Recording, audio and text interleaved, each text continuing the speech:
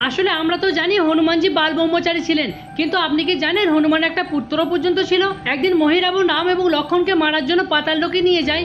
হনুমানজি এই বিষয়টি জানতে পেরে সঙ্গে সঙ্গে সে পাতাল লোকে পৌঁছে গেলেন। তখন হনুমানজির সাথে এমন এক বিচিত্র প্রাণীর দেখা হয় যা অর্ধেক বানর আর অর্ধেক কুমিরের মতো।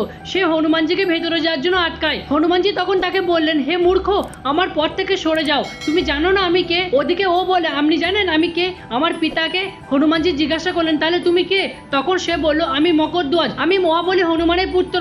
এই কথা শুনে হনুমানজি চমকে গেলেন আর তাকে বললেন, মূর্খ, আমি সেই হনুমান, আমি সেই বাল ব্রহ্মচারী হনুমান, তাহলে আমার পুত্র কিভাবে হবে? তখন মকরধ্বজ হনুমানকে বললেন, যখন আপনি লঙ্কা থেকে ফিরে আসছিলেন তখন আপনার মাথা থেকে কয়েক ফোঁটা ঘাম সমুদ্রের জলে পড়ে যায়। আমার মা যেহেতু কুমির ছিল তাই তিনি খেয়ে ফেলেন, যার জন্য তিনি গর্ভবতী হয়ে যান। কিছুদিন পর আমার জন্ম হয়, আমাকে রেখে দিয়ে মা পুনরায় সমুদ্রে চলে যায়। এই কথা শুনে হনুমানজি তার পুত্রকে জড়িয়ে ধরলেন। আর আপনি যদি হনুমানের ভক্ত হন তাহলে কমেন্ট বক্সে বজরংবলী লিখতে ভুলবেন